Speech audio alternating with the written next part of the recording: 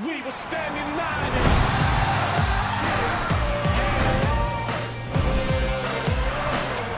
will stand united.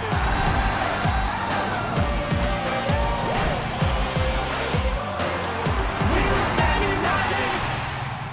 Hello and welcome to Rise With Us, where we're talking to top athletes and fitness experts to find out what makes them tick and keeps them motivated. We'll be digging for insights into some of their biggest achievements, but also their little everyday wins, bringing you top tips from the normal routines of some extraordinary and very successful people, all to help us rise up to our day-to-day challenges. And on Rise With Us today is a woman who wears many hats. Before turning her hand to personal training, she trained as a professional dancer and performer, touring the UK and putting on 8 shows a week in the cast of Annie.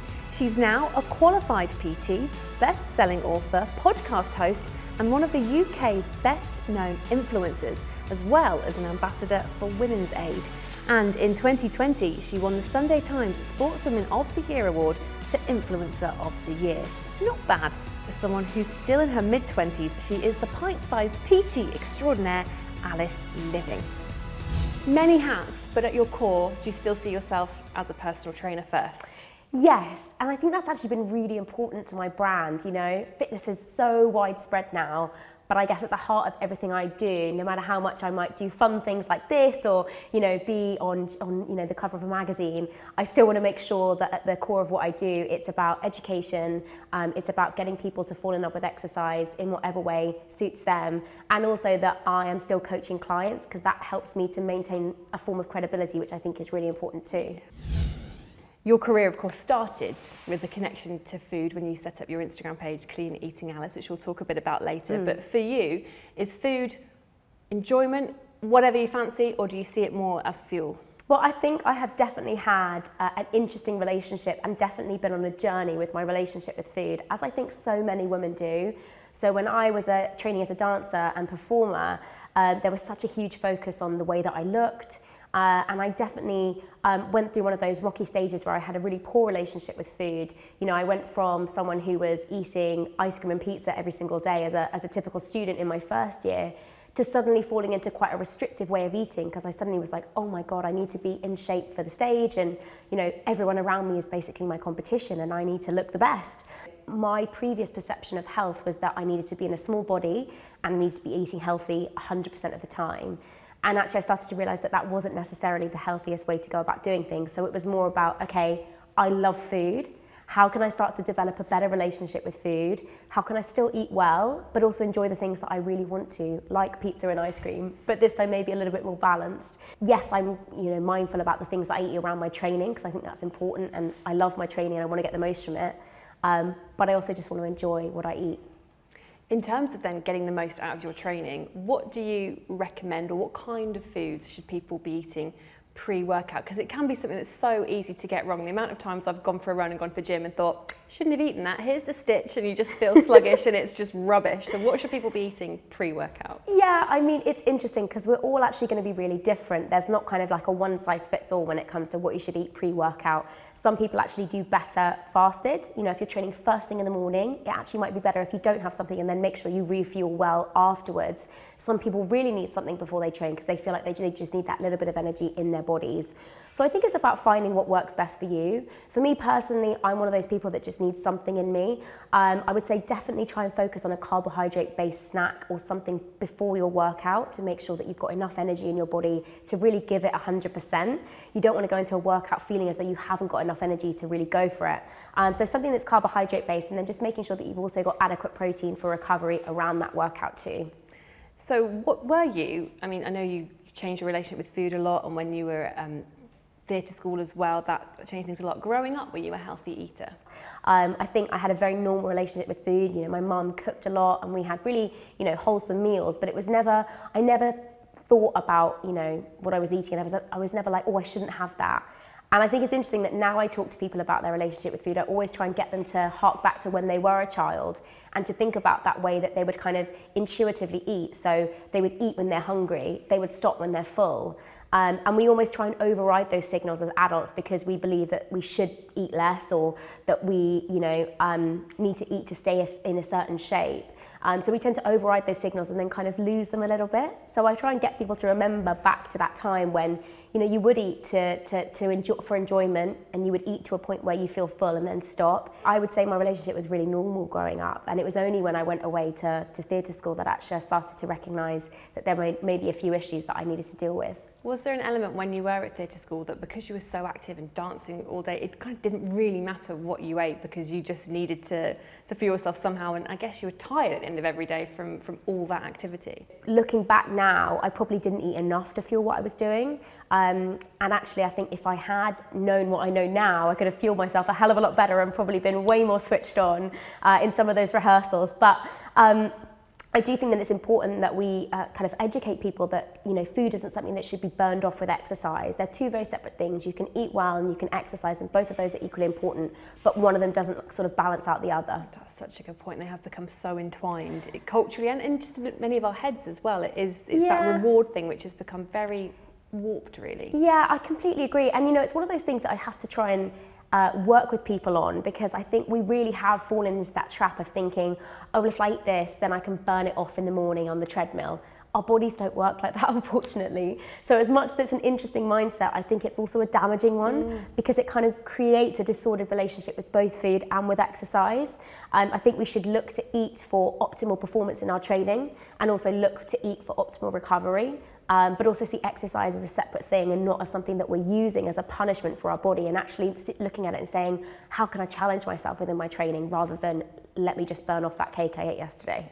I want to talk to you about Clean Eating Alice. When you first set up your Instagram account, which now goes by a different name, it had huge amounts of success quite quickly. You were really one of the first sort of health and fitness influencers on Instagram. It led to you writing a book, and obviously now everything that's come since.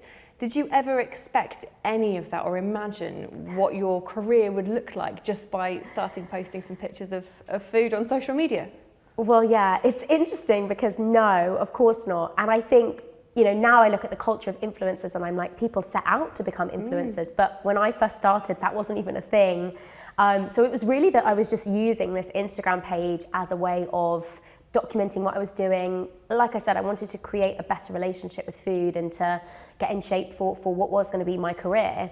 And so that's kind of why I started. And yeah, you touched on the fact that it was called Clean Eating Alice, and there's been many mistakes I've made along the way, like I said previously, and I think that was one of those. I fell into this trap of this kind of quite restrictive mindset of eating, clean foods and thinking that I had to have a very clean diet all the time. And actually that word in itself was quite, damaging in the sense that it created this idea that there was good food and bad food and nothing in between. And actually that was quite a damaging mindset and something that I really had to unpick and unlearn as I went through, what I was doing. But, when I look back, it's crazy to think now that I'm here doing what I'm doing now and have had the career that I've had so far just from starting that. But I think, I'd like to think that some of it is chance. I think I was in the right place at the right time, and I'm fine to admit that. But I think some of it is that I clearly was talking about and going through stuff that people really resonated with. I think my journey with food, diets, relationship with my body, all of those things have been things that I've been really transparent about and tried to be as open and honest as possible. And I think that's probably why I think people really resonate with that, because when I was growing up, I didn't see people having those conversations, talking about weight gain, talking about changes in their body, talking about having, relationships with food and whatever. So I think that's obviously, I hope, what some people really relate to and why they continue to follow me. Yeah, absolutely. I mean, the whole clean eating thing generally, it was very much of its time, and it was of its, it was very much a thing. That was the conversation. That was how people approached, health. Was changing your handle and sort of moving away from that a difficult thing to do? I mean, it was an easy decision in my head because I knew that was something that I wanted to distance myself from completely. But I guess, it's, naturally when you're building a business and a brand, which I was by that point, I published my books under that name, it was a slightly risky decision to suddenly be like, I'm going to ditch that and I'm going to just be myself. But looking back, it's probably one of the best decisions I've made. I'm so happy that I did it. And I think that it's much nicer just to be known as my own name. I think as well, because my name's Alice Living, people think that it's like a made-up name. Well, it does instantly lend itself to like you're living well and you're like living a healthy lifestyle. Yeah. Like your name is on brand to start with. This is the thing, and people go, is that really your name? You know, sometimes my mum comments on my Instagram stuff and they're like, oh, that is actually your name, because she's obviously got the same surname as me. But yeah, I don't know why I didn't think to call myself that in the first place, but anyway, I'm glad that I've changed it. It was too obvious, maybe. Just too obvious. Yeah. So if people are looking to adjust their relationship with food, and like you say, it's something that's taken you a long time, and I think for a lot of women it's something that happens a little bit naturally, but still quite difficult as they get older. What would your sort of advice be for making those changes if you think, hold on, the way I'm approaching what I eat maybe isn't completely healthy? Well, I think it's really difficult, and I'm not an expert in that area. So I think, you know, if you do feel as though you might have a disordered relationship with food or exercise, those are things that I would definitely say, speak to someone who's a professional in that area. But just generally through my own experience, I would say it was about unpicking some of the behaviours that I'd fallen into. So maybe it's that you just challenge yourself to just try to sort of change a few things. Maybe it's that, you know, if you weigh all of your food, for one meal a day, you try and not do that and just think, okay, I'm just going to go a little bit more intuitively. I'm just going to put into that meal what I think should be in it. And other things like, you know, if you are someone who stops themselves from snacking or forces themselves to go to the gym, maybe it's that if you're really tired, you sort of say to yourself, actually, you know what, I need to have a rest day, or actually, you know what, I need to have a snack because I'm really hungry. You know, just trying to tune back into those signals within your body and understand that they're there for a reason. I think, you know, it's really difficult, and there's no kind of, you know, one size fits all when it comes to healing a relationship with food. And I think we are all so impacted by diet culture and the world telling us that we all need to be thinner all the time. So it's really hard to try and block out a lot of that messaging and just say, I'm just going to do what works best for me. But like I said, if you can just start small with tiny changes and really just trying to relax around certain things, then I would say that's a great place to start. First things first, when you wake up in the morning, what is it that motivates you to rise up and get out of bed? So I feel I'm really fortunate in this way because I am such a morning person. That's like my golden time. So people always message me on Instagram and say, how are you so motivated in the morning? Because I get up at 5:30 most days. But that's because that's the time when I feel like I function at my best. So I like to train early. I like to start my day early, and almost I find that first hour between like 5:30 and 6:30 when no one else is awake, the time when I get the most done. I'm a real stickler for never snoozing an alarm. I know it sounds awful, my boyfriend's a real alarm snoozer, but I think that if you get up to the first alarm, you're going to get up in a much more kind of like awake state rather than falling into a real half sleep and then feeling a little bit groggy when you actually do get up. Second thing, I know not everyone likes this, but a cold shower is really good for not only your health, but also just really making you feel quite nice and awake in the morning. But it makes you feel cold all day. I don't do it every day, okay. But if there's a day where I really need to be on it and I need to get my brain firing, a cold shower is just 10 out of 10 for me for getting to that.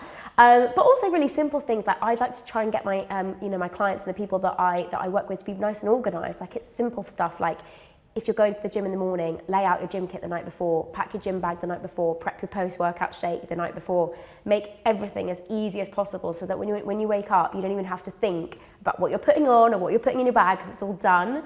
And then you can just head off to the gym. And then just generally as well with motivation, particularly when it comes to exercise, I would say really try and focus on something that you enjoy first, which I know sounds a bit cheesy, but in order to stick to exercise, we know that if it feels as though it's a punishment or something that you don't enjoy or it feels like hard work, there's no way you're going to be able to stick to that long term. And for everyone that I work with, I want them to have a long-term relationship with exercise.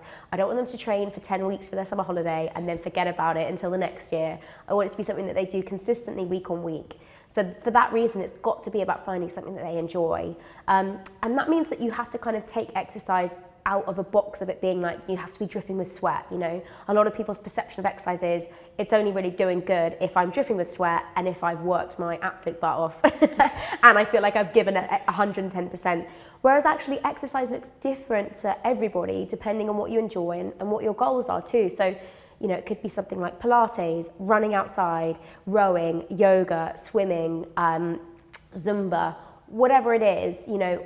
I try and focus much more on things like encouraging just movement every day, rather than you need to, you know, burn X amount of calories or do X amount of hours of exercise.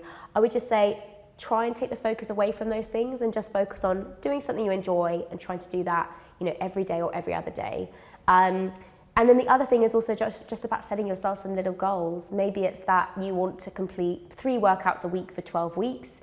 Maybe it's that you want to walk 10,000 steps every day for 12 weeks, something like that.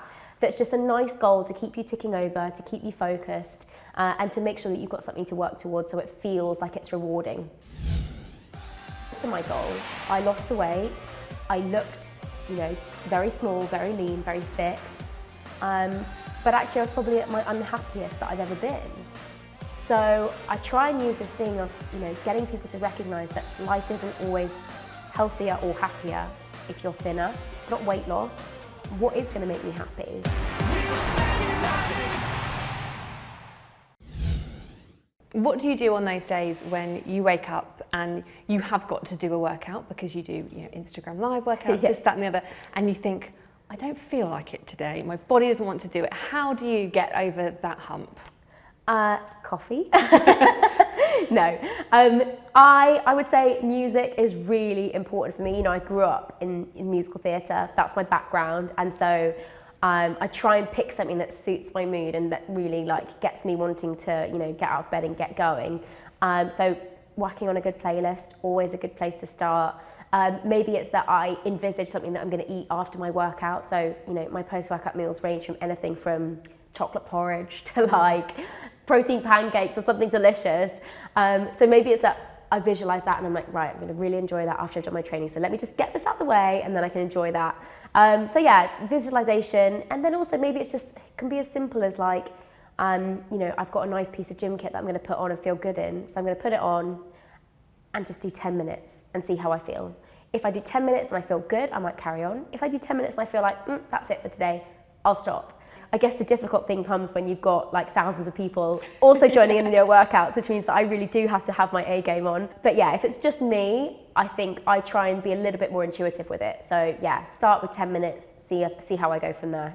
Away from exercise specifically, how has your motivation as an influencer changed? Because it's been quite the journey. What is your purpose now when it comes to how you use your considerably sized platform? I learned very early on that 1, I'm never going to be everyone's cup of tea, so I need to stop trying. And 2, I can't be everything to everyone. You know, I can't be a one-stop shop for everything that everyone wants on social media. So rather than trying to, you know, spread myself so thin by creating so much content, I try and just focus on the stuff that I care about and that, you know, I'm inspired by, and just try and stick to that and do that really well. But yeah, I would say just generally, social media is a hard space to operate in, and I don't know anyone who doesn't sometimes find themselves affected by it. I think this kind of like worshipping of online personas is a really interesting thing, and you know, there's so much pressure put on those people to then always be on, and actually, I don't necessarily want that pressure. You know, I want to be able to, just as anyone else in any other job in their life, be able to say, I'm having a week off, I'm going to book some holiday time and go off. And so I want to be able to do that. So yeah, I think for me, I just try and take, you know, regular breaks, have a little bit of space from it, and also not spend, you know, endless hours just scrolling, because that's not good for any of us. No, it really, really isn't. And in 2020 as well, I think we all had very much increased scrolling Yeah. time. When you first sort of went on your fitness journey and when you first started your Instagram account, you did post a lot of transformation pics as you had transformed your body, you really had. Recently, you posted a pic from that time of you at your absolute leanest compared to how you are now. And the thing that was really striking about it, I think, you know, the older pic was very much of its time. It was the super lean, Instagram, even the whole face was very Instagram, and you look so happy in the more recent one. I mean, it was a huge transformation, and although you've changed physically, has it been more mentally, that change? Yeah, completely. I mean, I think I always tell people that we think, all of us, that life will be better if we're thinner, if we fit into that size H like pair of jeans, or if we fit into, you know, a dress we wore when we were 20. And I think that I got to my goal I lost the weight. I looked, very small, very lean, very fit. But actually I was probably at my unhappiest that I've ever been. So I try and use this thing of, getting people to recognize that life isn't always healthier or happier if you're thinner. And actually what I've had to do from that point is really reflect and say, well, hang on a second, I got everything I thought I wanted and it didn't do it for me. It didn't make me happier. So actually, what was it that I wanted in the first place? And then I had to really work on, looking inside myself and saying, well, if it's not weight loss, what is going to make me happy? And I think, it's all about just trying to fill a void. For me, weight loss became a distraction from a lot of other things that were going on. You mentioned that I'm an ambassador for Women's Aid, and I'd recently come out of a physically abusive relationship. So for me to pivot my energies into being like, I'm going to go full throttle with this exercise thing, and I'm going to lose weight, and I'm going to feel great, that was a distraction. And actually, like I said, got to that end goal and was suddenly like, well, hang on a second, I'm miserable. So it didn't do for me what I wanted it to. And you're absolutely right. I am so much healthier and happier now. And that might be that I'm in a bigger body, that might be that I've gone up a couple of dress sizes. But actually, it's been worth it for being able to, be a happier person, and to recognize that whilst, eating well and exercise are important, so are, going out with my friends and having, ice cream and alcohol and pizza and all those things that I enjoy that make my life feel fulfilling. No one wants to go through life being like, oh no, I can't have that, or I shouldn't have that. I don't want to be one of those people. I want to live my life, and we only get one, so I don't want to live mine turning down pizza. And that is much more of the messaging that I'm about now. I am absolutely, all for people being healthy, fit, strong, happy, but not to the detriment of their, mental well-being. Absolutely. Would you say your motivation for why you exercise then has obviously changed drastically? Yeah, I think I don't train to lose weight anymore, and I think when that shifts, you can focus so much more on so many exciting things. Like exercise is full of challenges and things you can challenge your body to do, and so it's about finding out what those challenges were. I'd never done a pull-up in my life, so suddenly I was like, I really want to get a pull-up, and I want to deadlift really heavy, and I want to run a half marathon, which I ended up doing. Those kind of things where it was suddenly like, well, if it's not about weight loss, well, there's so many other things that I can work towards that are way more exciting and way more fulfilling. So yeah, it was just a real change in focus, and now I see exercise as a real challenge of what my body can do. You mentioned your experience of an abusive relationship and being an ambassador for Women's Aid. It must have been really hard to decide to talk about that publicly, because it's really exposing quite a lot of a very difficult time for you. What made you decide to finally tell that story, and what do you hope to achieve as a Women's Aid ambassador? Well, I was really young when I went through my experience. I was only 15, 16. My perception of domestic abuse previously was that it only happened to people if you're married, and if you're a bit older. We think about the way it's depicted in things like soaps and in films and whatever. But actually, it can happen to anyone at any age. And so, the age that I was a really critical age for young people, where they're just starting to explore relationships. And so there's no real experience of what constitutes a healthy relationship. What are some of those red flags that they should be aware of? And so it's really about, me just thinking, well, why not use this platform to talk about something that's so important? I have hundreds of thousands of women that follow me. And if I even help one person get out of or, realize that they might need help in the situation that they're in, then I'll have done something good. So it's been a two-sided thing. Firstly, an awareness piece. I speak about my experiences really regularly because I think it's so important to do so and to continue that conversation, but also fundraising too. So, I ran the Royal Parks Half Marathon for them, and then during lockdown raised £16,000 just through teaching every day for Women's Aid as well. And they're an amazing charity, and I think, when we think about how COVID and lockdown has affected everyone, I would say that obviously the first thing is people's health and well-being. But one of the other things that we really saw, people having difficulty with was those in abusive relationships and suddenly being trapped in their home with their abuser. And so that was something that I was suddenly, really aware of, and I just wanted to do my bit to try and help.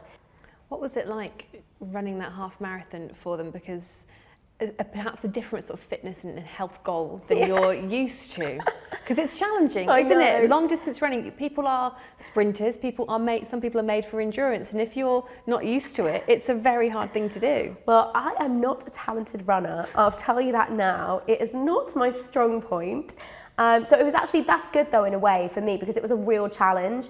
Some people, if you say, oh, run a half marathon, like my boyfriend is an amazing runner. So for him, he'd wake up in the morning and be able to just go and do a half marathon. Not for me. So I had to train really hard, and I thankfully had one of my really close friends who basically was just an absolute angel and said she'd run with me once a week on a long run. So every Sunday, without fail, we would get up early, we would go for these long runs, and it would be really nice, like it's a social thing too. But yeah, it was hard, and it just showed me that you're absolutely right. Physical fitness doesn't mean you can do absolutely everything. I mean, it's the same for, I've heard athletes talk about, if you're really good at a certain sport, that doesn't mean that you're then good at every other sport. Yeah. So it's about how you apply your fitness and where your strengths are. And for me, it took a long time to really nail that, being able to run that distance. But yeah, it was challenging, but I got through, and I tell you what, at the end, that feeling when you finish and you're like, I did it. I was like, oh, never again, but I did it. Never say never. I know. Actually, I'm thinking about maybe doing something this year. See? I know. Interesting that you trained with a friend. For people who are maybe setting out on a sort of early new year sort of journey, really wanting to drive themselves to get more active, is that a tip you would give? So, do something with a friend, make yourself accountable to each other. Yeah, definitely. I mean, find someone that's a similar maybe fitness level to you, because it's a bit depressing if you go out with a friend who's like super duper fit. Oh yeah. But if you find someone that is a similar fitness level to you, then yeah, absolutely, it's a great way to kind of have that level of accountability, like you said. But also to stay motivated. If you say you're going to meet someone at 7 a.m. for a run, it's going to be pretty bad if you're that friend that wakes up in the morning and says, sorry, I'm not coming. So yeah, absolutely. I think that's a great way to stay motivated. But also like simple things, like I said earlier about, with motivation, set yourself a January goal. Is that you're going to do exercise 3 times a week for the whole of January? Is that, a steps challenge? Is that a challenge of, maybe swimming once a week or doing something new? I would say just, trying to really set yourself those little goals and those challenges and those hurdles to overcome, because you're going to feel so much more accomplished. What we've seen during lockdown is a massive shift in people's perception of the benefits of exercise. And we've really seen people wake up to the mental health benefits of just moving their bodies. So I think that's actually been a really positive outcome from lockdown, and something that I hope we see carry on. So even if it's that you're just going to do exercise to improve your mood, and that's a 20-minute walk every other morning, great, that's perfect. One of my favourite sayings is never a failure, always a lesson. And so every time that something's happened where I haven't quite achieved something, or something hasn't quite gone the way that I wanted it to, I don't look at that and think, oh, I'm useless, I'm never going to succeed, I might as well just give up. I sort of look at it and say, okay, this is how I did it and that didn't quite work. What can I learn from that situation? I doubt this is something that has happened too much to you with everything you've achieved, but when you don't hit a goal, how do you cope with that and don't let it demoralise you or completely derail you in your bigger picture? Well, I've failed many, many times. It might not be that I've shared them, but yeah, I've definitely had my fair share of failures. And my biggest motivation is failure, which sounds awful. No, but I whatever think works. I am someone who's always willing to give stuff a go. And because of that, I do fail regularly, because I'll give it a go and I'll be rubbish at it and I'll have to go back to the drawing board. But at least I've tried. And that's a really good motivation to then be like, well, I've knocked on that door and it didn't open, so how can I find another route to get to where I want to? One of my favourite sayings is never a failure, always a lesson.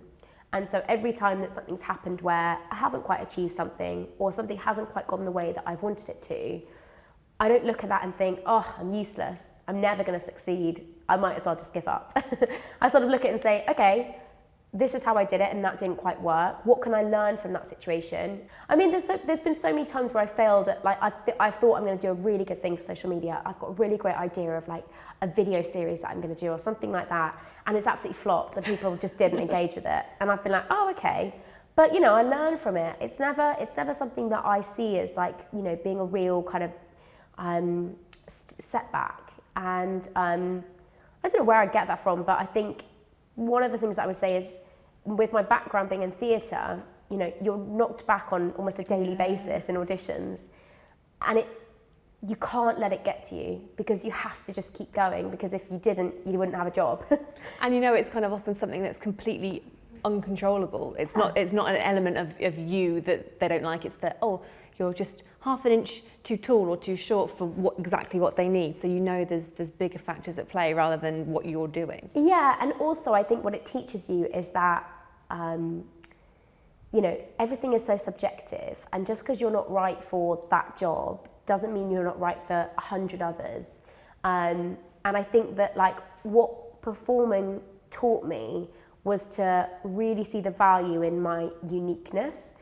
I actually posted about this recently, but I think, you know, the more that we get sucked into this comparison culture, the more we desire to be like everyone else. You know, you want to have her hair and her body and her clothes.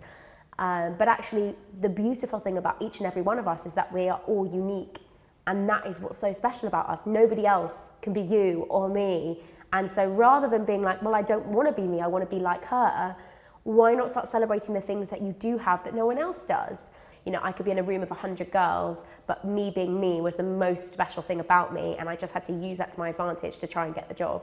In terms of support networks, you mentioned earlier that you're in a very unique business because you can see what your competitors are doing all the time. You were one of the first fitness influencers, and there are a few that kind of came up at the same time as you. Is it competitive, or is it actually a support network in a way, because you've all been through this boom of this industry that you kind of fell into by mistake and was brand new, so no one had navigated it before? I think it all depends on how you look at it. I could look at it and say, oh my God, it's my competition.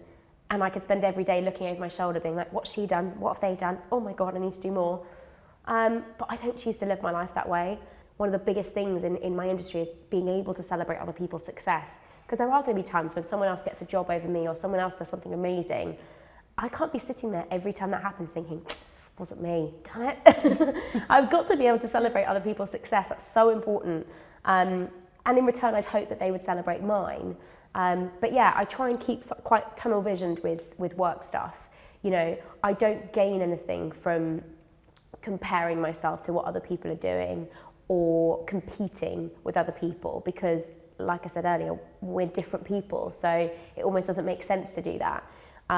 So I can take inspiration from other people, which I 100% do, and I think there's some amazing fitness bloggers out there that I love, and who've really inspired my work. But it's more inspiration than competition, and I think it's all about the shift in mindset and looking at it that way, rather than, oh my gosh, I need to be like everyone else. Yeah, absolutely. How wary should we be of competitive exercising? Because it can happen quite a lot on social media. People posting all their, how far they've been running and how quick they've been and what they've been lifting.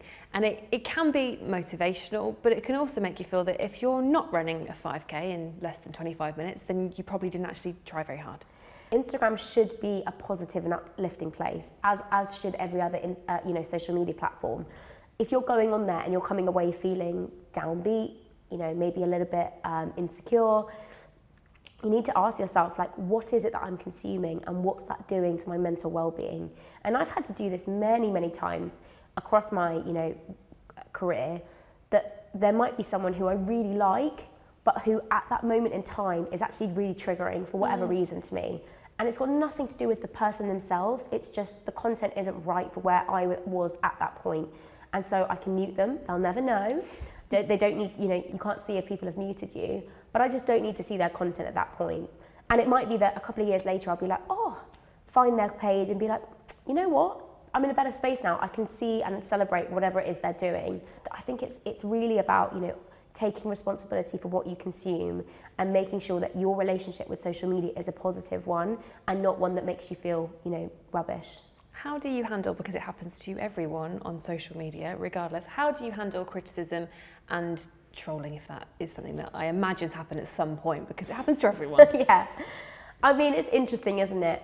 I sort of sit in two halves with this. On the one hand, I see constructive criticism as a really positive thing, and I think we should allow for nuance, debate, discussing of opinions. The outright trolling, for whatever reason. Often for no reason, really. Often for no reason, exactly. It's stuff that I just don't stand for. And I have a really quick blocking finger, basically. Good. Should someone say something that I'm like, that's unnecessary and rude and awful, I don't need to even second guess myself. I just block them, because why do I need that energy in my life? I think the hard thing is when it's, I always say to people, if you're a business and someone criticizes your business, there's so many bodies in that business that it's deflected onto other people. No one takes that personally. But because my business is myself, I'm my brand, and I'm everything. I'm the on the front line, basically. When someone criticizes me, it feels so personal. It's such a personal attack. And the ones that really sting are the ones that are really personal. Maybe it's about my appearance or about the way that I've, gone about doing something. Those can hurt. And I guess it's just about, for me, number one, blocking, and two, just knowing that says more about the person that's saying it than it does about me. And that's a really hard place to get to. Like, I'm not saying that happens every time, because it definitely doesn't, but for the most part, you kind of have to remind yourself, why is that person projecting that energy onto me? What is it that they're probably going through that's making them want to project their anger or their frustration onto me? But yeah, block, number one. Always block and report. Two great inventions amongst all that can be wrong with social media. But rising above it and remembering it's not actually about me. We've touched on it a little bit, but I want to talk to you about rest, because it is so important. You mentioned you've got quite good at taking a step away and giving yourself a week off from social media, but I imagine that is really difficult to be away from it when it is your job. I was once told by a very wise, very amazing coach that you should rest as hard as you train. And it's always stuck with me that we place such a focus on the exercise we're doing that we don't really give a second thought to how much rest our body actually requires in order to recover from that training. And we've seen a rise in things like high intensity training, weight training, all of which requires a lot of energy for the body to recover. And if you don't understand that and respect that, you can find yourself in quite a difficult place, because understanding that, to recover from a session, particularly like a HIIT session, for example, recovery window is about 48 hours. So if you never allow yourself that full recovery time, what tends to happen is you just fall into a state of fatigue, and every time you then don't allow your body to fully rest, you're just falling lower and lower into that fatigued state. And so one, your performance is going to be hampered, so you're never going to be able to give that 100% that you were able to at the start when you had full energy. But the other thing is we start to see things happen. So things like your immune function can be affected. Particularly in women, we see disruptions to their hormonal cycle, so things like their menstrual cycle being disrupted. Things like weaker bones, so being more inclined to things like stress fractures and injuries. So it's really like a catalogue of errors that can occur as a result of just not respecting the value of rest. And so something that I try and get people to do is really to be more intuitive with their exercise. I know I've used that word a lot, but it is really important, because I would say that, rather than overriding those signals of I'm exhausted, but I've got to go to the gym, try and just see, where's my body at? How do I feel for training? Is it my time of the month? Does that mean that maybe I should take an extra day off and just get myself in a good place? Is that maybe that I should do something a bit gentler and not as high intensity? Is it that my sleep is being affected? So my CNS system is so stimulated that I'm actually not able to fall to sleep, which can be a sign of, poor recovery. Is it that I'm constantly ravenous, so I'm just not eating enough to fuel my training? There are so many things that we can actually start to tune into and recognize as signs of poor recovery. And in tuning into those, we can start to respect our body more and then have a better relationship with exercise, because we can train harder when we train because we respect the rest. I do think that it's almost like the really unsexy side of training, because no one wants to rest. And everyone's like, I want to go really hard and train really hard.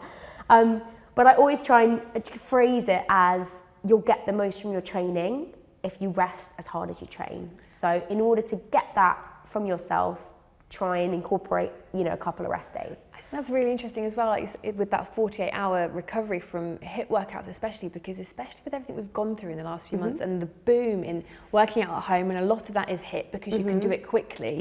It's interesting that actually that's maybe something you shouldn't necessarily be doing every single day if you're going to feel the best you can as a result of it. No, and also, I have my issues with HIIT training.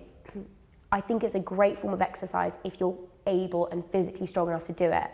But what we tend to see is people seeing it as the holy grail of fat loss and fitness, and actually launching themselves into HIIT training without laying the foundations of strength that you need in order to do a lot of those exercises. So if your body and your tissue isn't strong enough to tolerate things like high intensity jumping and certain exercises that are generally included in a HIIT workout, you're going to find yourself coming a cropper because your body's not able to tolerate that load or that movement. And if you add into that the lack of rest, I think you can find yourself in quite a tricky spot. So it's not that I'm anti-HIIT, I just think that it needs to be fed into more of a balanced training program in order to get the most out of it. And so I think that should include some kind of resistance training, which allows the body to strengthen movement patterns first without adding in jumping and flying around the room and minimum rest, so that your body's strong enough to be able to do the exercises you want to do in your HIIT training. As a PT then, because so often the problem, especially for women, is time when it comes to exercise, hence the appeal of HIIT. What is a good way in 20 minutes to half an hour to get that heart pumping and get the benefits of exercise without risking any damage? Well, it depends where you're at. If you're physically fit and you've got a good base level of strength, then HIIT might be that option for you. But if you haven't, then something like a brisk walk is going to be just as effective and much safer on your joints. So it's really about where you're at ability-wise, and also just thinking that, what is it that you want to get from your exercise? Is it fat loss? Is it increase in physical fitness? Is it that you just want to boost your mood and feel good? All of those things will have different answers. So I would say that, yeah, you're right. HIIT training seems like it's the kind of the holy grail of quick workouts that people can fit into their routine. But I would say that you can probably get just as much benefits from something that's maybe a little bit slower. So something like resistance training, your heart rate might not be in the same range that it would be with a HIIT workout. But maybe that's because your body needs strength first before you're able to launch into those workouts. But also, if it's that you're not quite ready for bodyweight HIIT, maybe it's that you do HIIT in the way that it was actually designed, which is on a static bike, or maybe intervals on something like a rower, or something where the impact is a lot less on your joints. Our bodies are amazing things and they do adapt and progress, but it takes time. So maybe if it is physical fitness that you're looking at, maybe try your intervals on, like I said, static bike, watt bike, on a rower, something where there's much less impact through the joints, which is going to be a lot safer. Yeah, give those knees a break. Yes. You mentioned earlier you are a huge morning person and that you do not believe in the snooze button. It's not the first time we've been told that on Rise With Us. I'm starting to think there might be something in it, which is the problem for me. Are you a good sleeper? If you're getting up at 5:30 in the morning, do you have an early bedtime?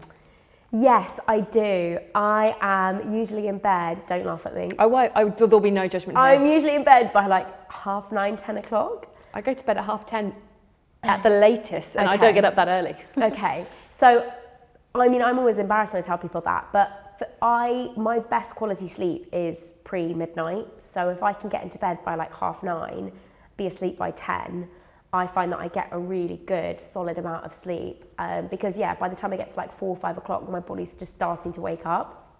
But yes, luckily I'm a good sleeper. I can fall asleep easily. And I do tend to fall into quite a deep sleep, which is great because I need that sleep for recovery from training. I can notice when I don't ever train late in the evening, which I think is something that if you do, you can really notice that you have that kind of CNS is still stimulated and you're lying in bed going, I'm wired. Because I train early, my body by the time I get to the end of the day is usually in wind down mode and it's ready to kind of chill out. So for people who perhaps aren't quite as lucky in getting into bed and falling straight to sleep, especially if there's a lot on their mind, which there often is in modern life, what's your advice for getting a good night's sleep and winding your body down? Well, we know that breath is really linked to being able to calm our nervous system down. So breathing is really linked to tapping into our parasympathetic nervous system, so our rest and digest state. So maybe focusing on some breath work, looking at basically slowing down your breath and taking really big inhales and exhales. So maybe it's that you try something called square breathing, and that's basically inhale for 4, hold for 4, exhale for 4, hold for 4. Which is something that I try and do before bed, and that really does help just to calm your brain and calm your body down. Other things that can help is obviously reducing caffeine throughout the day. So if you're having coffee, past midday, really try and be mindful of maybe swapping that for a decaf if you can, so that you don't feel that wired when you're going to bed. And also remembering that caffeine isn't just in coffee, it's in foods as well. So chocolate, hot chocolate, all these kind of things have caffeine in too, so just being mindful of that. But other things I would say is just try and set yourself a bedtime routine. Our bodies thrive off routine, and so getting yourself into one can really help just to calm yourself down before bed. So maybe it's that, one of the things that I do is read 10 pages of a book before bed. By the time I get to the 9th page, my eyes are literally closing. It's my favourite way to go to sleep. But another thing that I would say is there's a great app called Calm, which has things like sleep stories. Headspace is great too, which also has a similar kind of thing. Just so that there's something to focus your brain on. I think sometimes people that struggle to fall asleep have a very noisy mind, and they're just whirling over all these things that have happened during the day or that might be coming up. So if you can try and focus your attention on something, whether that's a meditation or a sleep story or something where your brain is just able to focus on something, that can really help you to fall asleep. Alice, it has been so fantastic talking to you. You've got so many tips and great pieces of advice to help us all rise up day to day and then also rest well at night. Thank you for joining us. Thank you so much. Thanks for having me. Sky Sports. Feel it all.